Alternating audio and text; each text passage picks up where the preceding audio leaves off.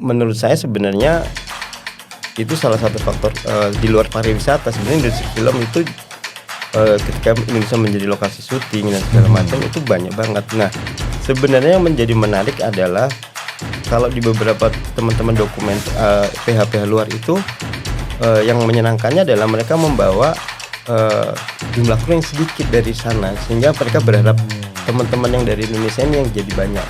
Jadi itu juga melibatkan kita untuk belajar, transfer knowledge tentang membuat film yang baik itu seperti apa. Welcome to Big Impact.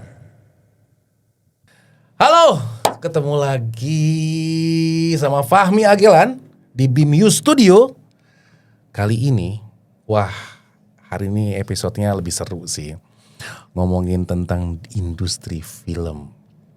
Nah, industri film ini saya kedatangan tamu spesial, Mas Dodit sebagai sutradara juga, kru film juga, banyak memberikan edukasi film dan banyak proyek-proyek dia yang internasional lah, yang sampai mendunia, insya Allah. yang tidak lain tidak bukan adalah Mas Dodit. Thank you Fahmi udah diundang ke Big Impact. Big Impact, dampak yang besar. Nah, Ya berharap bro. Iya. Mas Dodit, oke, saya punya pertanyaan nih. 3 kata untuk mendeskripsikan diri. Udah belum udah berat ya. Berat. 3 kata Mendeskripsikan diri itu. mendeskripsikan diri ya. Belajar, mendengarkan dan traveling. Belajar, mendengarkan, traveling. Wow. Oke. Oke. Wah, jawabannya out of the box banget, kayak aku nggak sempat kepikiran loh ya. Belajar, mendengarkan, dan traveling. Oke. Kenapa Mas? Aku udah tahu nih yang 2 hal. Yang traveling kenapa? Iya, traveling itu selama ini sejak 2003 gitu ya. Kemudian aku bisa kemana-mana dari ke pelosok Indonesia. Itu membuat aku jadi belajar. I see. Kalau belajar ya harus mendengarkan lah, mendengarkan dengan teman-teman dari berbagai daerah tentang kehidupan, tradisi dan segala macam sih. Itu kenapa aku senang sama traveling sih, senang jalan-jalan. Itu enaknya kita ya, anak film ya. Film itu udah pastinya kayak kalau kamu kemana-mana gratis, jalan-jalan, kerja, dapat uang. Iya, bener. Ya nggak sih? Tapi Bener. aku penasaran, gimana sih ceritanya Mas Dodit awal kali jatuh cinta sama film? Sebenarnya dulu zaman waktu kuliah itu awalnya adalah aku kuliah di Jogja. Kemudian ngambil di Fakultas Ilmu Sosial Politik jurusan Broadcasting. Nah, sebenarnya pada saat itu aku senang fotografi, senang fotografi. Kemudian aku lupa tepatnya di tahun 2000 kalau tidak salah. Itu untuk pertama kalinya World Press Photo pameran di Jogja. Oke. Nah, pada situ juga itu ada kayak pemilihan mahasiswa yang pengen ikut workshop internasional gitulah. Nah, kebetulan kepilih. Oke. Nah, kepilih di situ ya banyak belajar, khususnya waktu itu banyak belajar tentang etnografi dan esai foto. Belum ada itu istilah documentary fotografi segala macam, masih esai foto. Nah, di situlah belajar. Nah, pada saat itu selesai 3 bulan, terus kemudian ada mata kuliah sinematografi. Coba berpikir foto-foto ini kalau aku hidupkan seperti apa gitu. Wow, foto-foto kalau dihidupkan seperti apa gitu. Nah, disitulah kemudian mulai masuk ke dunia film ya, walaupun di kampus sih gitu. Ya bikin tugas-tugas kuliah, bikin dokumenter sendiri. Berarti itu proyek pertama kali? Proyek pertama kali kalau di kampus itu tugas kuliah sih pasti. Tugas kuliah jatuhnya ya. Tugas kuliah. Tapi berarti setelah kuliah ya di tengah kuliah itu kemudian ada mata kuliah praktek kan. Nah, pada saat itu sebelum praktek itu ada ada beberapa kali pemutaran film gitu dari film-filmnya Mas Garin. Oke. Filmnya Mas Garin Nugroho. Nah, dari situ mulai kok film-filmnya Mas Garin ini agak-agak lucu ya. agak-agak lucu gitu. Nah, dari situ mulai tertarik, pengen banget bisa belajar sama Mas Garin. Nah, kemudian mengajukan praktek kuliah di kantor Mas Garin, di set film workshop, diterima. Ya, proyek pertama untuk sebagai anak magang pada saat itu di tahun 2003 atau 2004 itu. Itu kita di set itu sudah membuat film series tentang pustaka tokoh bangsa. Pustaka Tokoh bangsa. Yang mana itu bercerita tentang kehidupan para pahlawan Indonesia sih. Dan ya selebihnya kan waktu itu juga banyak mengerjakan dokumenter ya, jadi ya lebih senang aja sih di situ. Oh, jadi awalnya memang lebih ngomongin tentang dokumenter, Betul. film gitu-gitu ya. Itu yang berarti berangkat dari mana tuh rasa gue pengen ngangkat tentang dokumenter nih, nggak komersil gitu loh. Itu kenapa tuh? Ya kan itu tadi gara-gara traveling, terus belajar banyak tentang jujur sampai hari ini tuh aku masih berterima kasih dengan Mas Garin dan seluruh teman-teman di set film workshop gitu ya. Karena dikasih kesempatan untuk jalan-jalan keliling Indonesia gitu dengan membuat dokumenter dan belajar gitu. Nah, ketika kita melakukan perjalanan itu untuk membuat sesuatu itu kita selalu berinteraksi dengan masyarakat lokal. Nah, ternyata dari masyarakat lokal di daerah-daerah kita yang ada di Indonesia tuh punya banyak hal-hal yang menarik untuk sebenarnya bisa diceritakan ulang gitulah. Bisa diceritakan ulang dengan gaya baru dan segala macam. Yang biar agar lebih populer gitu. Nah, dari situ sebenarnya kemudian sebenarnya bisa nih kita menghasilkan karya-karya yang bagus, karya yang baik dengan dengan pendekatan-pendekatan cerita-cerita lokal sebenarnya. Itu yang kemudian membawa saya untuk terus tetap di dokumenter. Nah, pada saat di awal-awal 2000-an ya, ketika industri film sudah mulai bagus gitu. Sebagian teman-teman tuh masuk ke wilayah fiksi, ke film fiksi gitu, tapi kayaknya aku tetap di dokumenter aja deh gitu. Berarti proyek film pertamanya Mas Rudi itu apa ya? Kalau untuk pribadi, film proyek pertama pribadi itu pada saat pasca tsunami di Aceh. Tahun 2005. 2005 ya? 2005 aku diminta oleh Federasi Palang Merah Internasional, ICRC, untuk membuat dokumenter tentang trauma healing untuk anak-anak. Trauma healing, ya. Aku pernah juga ke Aceh. Aku ngelihat museumnya, terus ketemu sama korban-korban dan keluarga yang meninggal, yang ya sedih banget sih. Sedih nggak sih pada saat dokumenter kan detail kan pasti memberikan pertanyaan-pertanyaan yang mungkin agak menyinggung, tapi ya harus dilakukan, ya itu kan informasi ya. Itu gimana Mas Rid kayak? Pelajaran pertama sebagai seorang pembuat film ataupun dokumenter, ketika menggali sebuah cerita ya kita harus membatasi diri sih. Kita harus berjarak dengan narasumber subjek. Kalaupun kita misalnya ada hal-hal yang sifatnya sensitif gitu ya, berkaitan dengan personal mereka, tentunya ya kita nggak boleh terbawa sedih tuh. Kalau terbawa sedih, misalnya ceritanya sedih itu bakal repot, kita akhirnya kebawa emosional. Awal-awal waktu di Aceh itu juga gitu, selalu sedih gitu mendengarkan banyak orang bercerita tentang peristiwa mereka gitu ya. Tapi lama-lama kok nggak bisa begini nih, ini harus harus berjarak sama mereka gitu. Ya akhirnya mau nggak mau memang tetap ya harus berjarak sih gitu, tidak boleh terlibat langsung intens. Apa judulnya waktu dokumenter itu Mas Rid? Pada saat apa ya, aku lupa. Itu tayang di mana? Itu waktu itu Untuk FCRC sih itu ICRC, tapi aku lupa kok judulnya, aku lupa Untuk ya. internal aja kali ya. Ya untuk internal deh, Untuk internal. Untuk internal kayaknya. Untuk campaign kalau nggak salah itu. Berapa lama di sana Mas Rudit? Waktu aku di sana itu sebenarnya sama kantornya Mas Garin sama Yayasan Set itu hampir sekitar 8-9 bulan, hampir setahun. Hampir Di setahun. Aceh? Di Aceh. Wow. Setahun, dan itu keliling kemana-mana. Oh keliling, tetap keliling air. Cuman di Aceh aja. Ya, di Aceh ya. Ini di berapa lama. Ya. Wow. Itu apakah, tapi ada nggak sih dari perjalanan Mas Rudit ada proyek yang paling berkesan buat Mas Rudit itu? Kalau proyek berkesan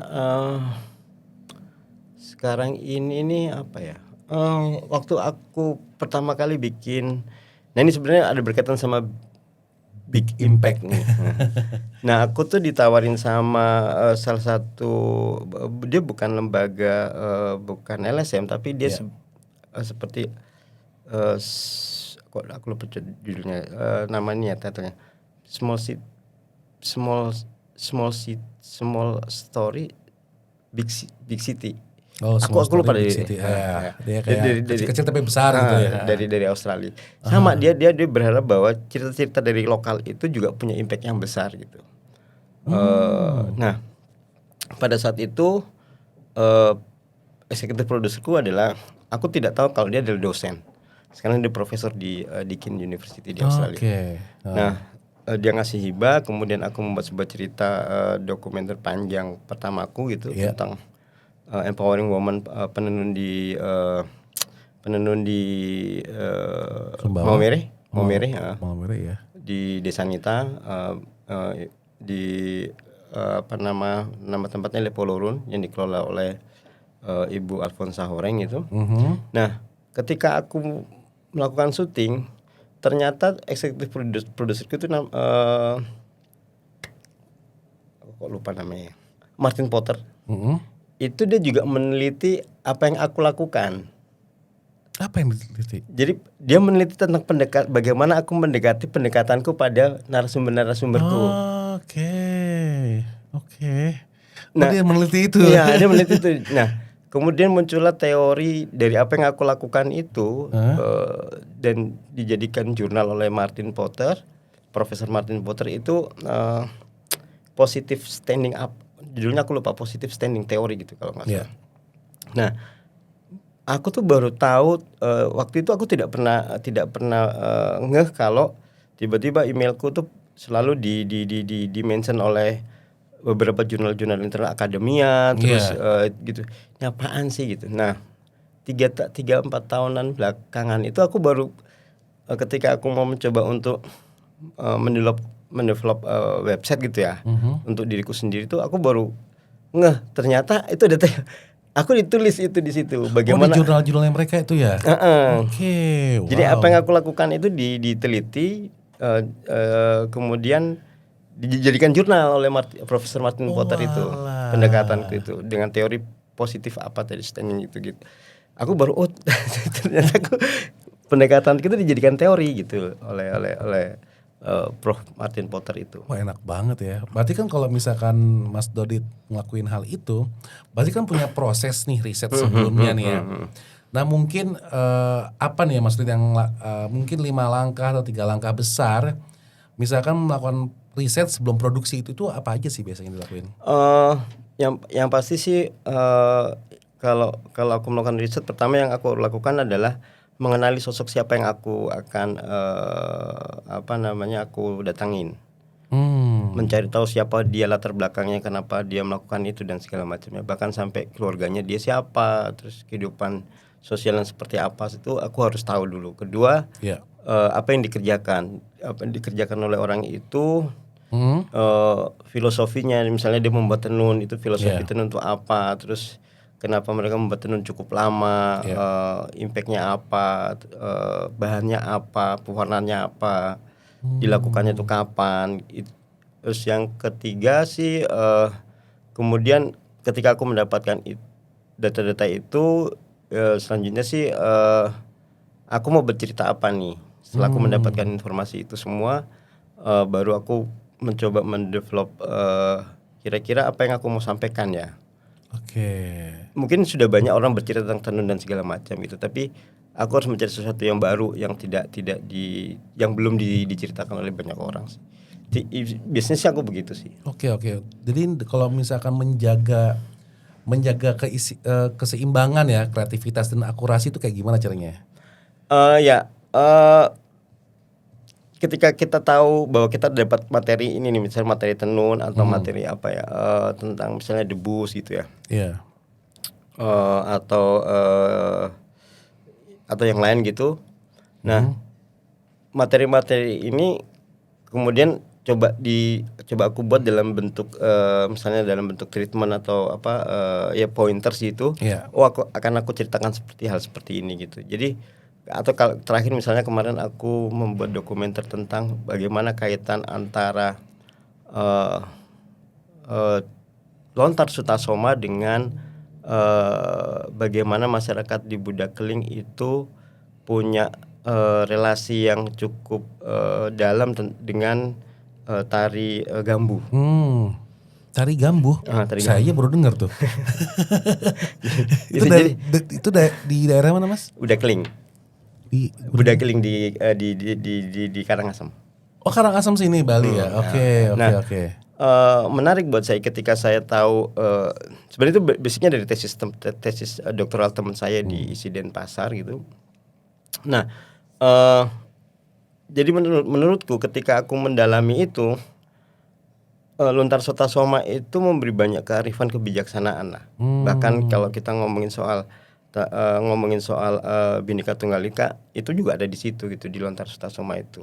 Oke. Nah, karena itu sering dilakukan, bahkan dibacakan dan kemudian itu menjadi laku hidup orang-orang di sana. Iya. Nah, ketika mereka melakukan sebuah pembelajaran tarian gitu, khususnya gambu, itu tuh sudah meresap dalam soul mereka gitu, dalam jiwa mereka gitu, sehingga ketika itu mereka menari itu, kalau bahasa Balinya taksu itu muncul gitu. Jadi menari itu benar-benar dengan soulnya gitu. Even gerakannya salah pun itu tidak menjadi masalah, tapi bagaimana kemudian soulnya itu menari menggerakkan seluruh ornamen tubuhnya gitu. Wow. Nah itu yang sebenarnya itu nanti bisa kaitannya dengan bagaimana kemudian kebijaksanaan dari lontar-lontar yang ada di Nusantara, khususnya Sutasoma itu kalau dipelajari lebih dalam, itu akan membawa kita lebih pada mindfulness Mindful ya. Jadi kalau misal menurut Mas Dodi tuh gimana sih perkembangan film berbasis riset di Indonesia ini, ada insight-nya atau sudah sejauh apa atau masih kurang? Ya harus didengerin juga kan. Ya gini, ya 5-7 tahun ini kan belakangan ini kan aku lebih banyak membantu teman-teman dari televisi asing gitu ya, untuk yang melakukan syuting di sini gitu. Oh, jadi orang-orang luar negeri yang syuting di sini malah? Ya. Kerjasama lah ya? Ya mereka meminta aku as a fixer, kadang-kadang juga langsung merangkap menjadi periset gitu ya. Iya. Nah, tradisi riset itu kalau ya di luar pasti sudah cukup sudah cukup kuat gitu ya. Nah, belakangan ini aku tidak begitu mengikuti perjalanan industri film kita itu seperti apa gitu. Tapi belakangan ketika aku bertanya pada teman-teman penulis atau itu, riset itu bukan menjadi, ya riset dilakukan tapi bukan menjadi bagian yang terpisah dari penulisan gitu. Jadi itu bagian dari penulisan gitu. Sementara ketika aku berdasarkan pengalaman, riset itu adalah part yang berbeda gitu. Oke, terpisah ya, developmentnya terpisah ya. pastinya. Riset dulu baru development, tidak development berbarengan sama riset. Oke. Nah,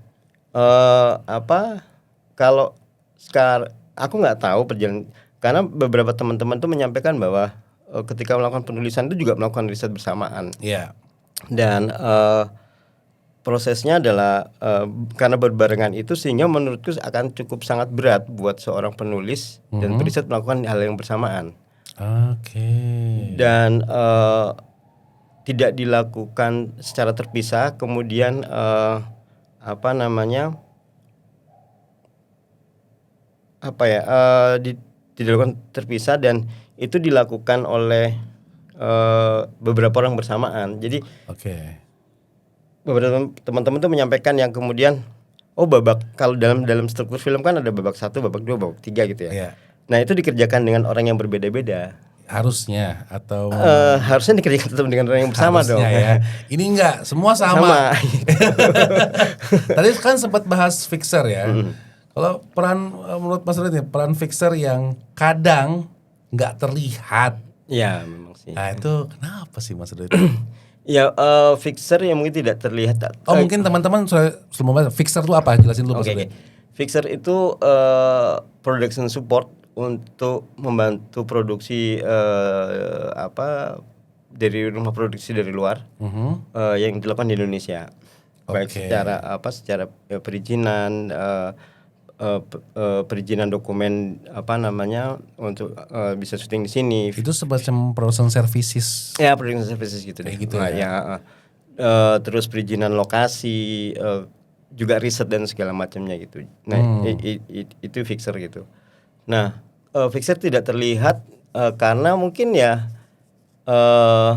dianggapnya tidak terlalu penting sih, tidak terlalu penting. Tapi selama ini teman-teman dari luar itu selalu mengapresiasi apa yang dilakukan oleh khususnya aku gitu ya, bahwa nah itulah yang aku selalu senang dengan production teman-teman dari luar itu, apresiasi mereka itu cukup tinggi buat seorang fixer, seorang periset ataupun Sampai apapun. pernah diapain nggak sih, dikasih apresiasi apa Mas Red sama orang luar, kayak ucapan ataukah ada tindakan atau apa yang sampai maksudnya tuh kayak wah gila orang Ya, luarnya gini, lebih ada gue tuh kayak lebih dihargain di luar negeri daripada di negara gue gitu loh. Ada Iya, nggak sih kayak gitu? Ada satu momen yang itu membuat aku cukup malu sih, nggak enak hati gitu ya. Jadi satu hari di mana kita sudah ini produksi yang sekarang Don't Attempt itu yang tayang di Disney. Oh yang lagi tayang di Disney nih. Apa judulnya? Don't Attempt yang Don't Attempt. seri episode 2 yang seri Asia Tenggara. Iya. Itu ada satu waktu kita syuting di Jakarta gitu ya. Syuting di Jakarta terus sudah selesai. Kita ada berparty nih gitu ya. Ada berparty Biasa gitu. deh Nah, anak-anak biasanya. film itu kalau udah selesai syuting apa ya reparty gitu Ya, kan. ada party terus aku tuh satu kamar sama teman di IT yang mengcopy data dan segala macam. Aku bilang sama dia, nanti jam 7 bangunin ya gitu. Kalau aku ketiduran, mas nanti aku bangunin. Nah, aku ketiduran, telepon tuh berdering-dering. Aku lupa kalau itu tersilent. Nah, si di IT ini nggak berani ngebangunin aku gitu, nggak berani ngebangunin aku. Sementara di bawah itu di bar itu sudah menunggu satu eksekutif produser dari Imagine Entertainment, Imagine Picture itu rumah produksi dokumenter punyanya Ron Howard. Ron Howard itu sutradaranya Da Vinci Code dan sutradaranya Beautiful Mind. Dia dapat Oscar di Beautiful Mind. Wow, keren. Terus ada 2 orang produser, sutradara, bahkan talentnya kan David Blaine ya di situ ya. Iya. David Blaine gitu. Nah, aku tuh telat gitu. Tiba-tiba bangunin gitu. Direkturnya nelpon, eksekutifnya nelpon, terus aku dibangunin. Tiba-tiba aku turun ke bawah. Sorry aku telat. Ketika aku sampai di bar tuh disorakin. Wah, ini yang ditunggu-tunggu malah nggak. Nah, jadi mereka tuh menunggu aku. David Blaine tuh menunggu aku hanya untuk kemudian mau melakukan sulap di depan para kru. Serius? Nungguin Mas Red bangun dari tidur? Oh Tuhan. Ya, aku sampai nggak enak hati. Jadi mereka duduk di sofa gitu, sambil ngebir, tidak melakukan apapun, cuman ngebir, ngobrol-ngobrol gitu dengan teman-teman kru. Nah, ketika aku datang, baru mereka, oh ini dari tadi ditunggu-tunggu, baru dia mau melakukan sulap pertunjukan lah ke teman-teman kru gitu. Entertain lah dikit lah ya. Buat kru, teman-teman kru. Nah, menariknya adalah ketika kita di dalam bar itu, ada PU di situ, ada driver di situ, ada semua kru itu harus ada di situ gitu. All kru All kru. terlibat dalam reparti. Nggak dipisah-pisahkan. Oh itu punyanya teman PU atau apa. Semua harus ada. Even driver mobil box. Iya. Ya gitu teman-teman, biasanya memang kalau misalkan reparti itu talent ya kru ini XOD-nya departemen apa, tapi kalau misalkan driver atau yang supir mobil box kayak gitu-gitu PU itu mereka tuh biasanya nggak diajak, tapi mereka nih dari US ya. Dari US Sebegitu respectnya dengan hasil kerja keras kru-krunya, itu keren banget sih. Nah, ya itu akhirnya menaikkan standar syuting kita dokumenter lah di production service di sini gitu. Ketika mereka syuting di tempat lain di negara lain, itu mereka tidak merasa tim yang sama tidak merasa nyaman dalam produksinya, sampai akhirnya mereka syuting ulang di Thailand. Loh, syuting ulang? Ya, jadi setelah dari Indonesia mereka syuting di Thailand. Ya. Itu di bulan Maret ya 2022 apa 2023 gitu. 2023. Oke. Kemudian mereka syuting ulang lagi di bulan Oktober. Kenapa sih? Dan meminta aku dan beberapa teman-teman untuk membantu mereka syuting di sana. Wah. Tapi kalau dari Mas Rudit nih, kira-kira Mas Rudit ada cita-cita nggak sih pengen sama siapa collab yang kayak gue wajib seumur hidup nih gue pengen collab sama dia, kerja bareng sama dia, ngefans itulah Mas Rudit mungkin pengen belajar langsung lah sama sosok tokoh atau siapapun, ada nggak sih Mas Rudit? Sebenarnya sih pengen banget sama ini ya, Spielberg sama James Cameron ya. Wih, keren. Kemarin kalau seandainya lokasi syutingnya itu juga yang Don Atom itu jadi di pulau di Wakatobi. Iya. Kemungkinan ada satu free dive yang mengajari si Kate Winslet di film Avatar itu ikut datang, namanya Kirk. Oh iya. Wah, keren. Kalau jadi waktu itu tapi saya nggak jadi. Nggak jadi. Sayang banget. Ya sempet Zoom, kita sempet ketemu Zoom gitu. Wah, Zoom aja udah. Sama sayangnya itu aku tuh bukan orang yang kemudian harus foto sama Kirk. Harusnya foto Mas Dodi. Itu sih. Harusnya foto. Jadi kalau misalkan ada PH yang mau ngajak kerja sama Mas Dodi, gue udah pernah lo foto sama dia. Lo pikir lo siapa? Lo kasih budget gue segini lo gitu kan. Menemani survei dan riset Gareth Edwards juga pernah. Gareth Edwards itu sutradaranya Star Wars. Wah. Yang episode Rogue One, yang judulnya Rogue One ya. Siap Mas Udit. Ampun Mas Udit. Saya harus banyak belajar, Mas Udit bisa kenal sama orang-orang kayak gitu, keren banget. Nah Mas Udit, ada nggak sih pesan-pesan buat anak muda nih ya, yang pengen terjun ke film nih? Kan banyak banget disangkanya film itu wah eksistensinya bagus tuh, pasti duitnya gede apa segala macam, kan belum tentu ya Mas Drit ya. Kita kan pernah kerja di film lah ya. Terus kayak ada nggak sih pesan?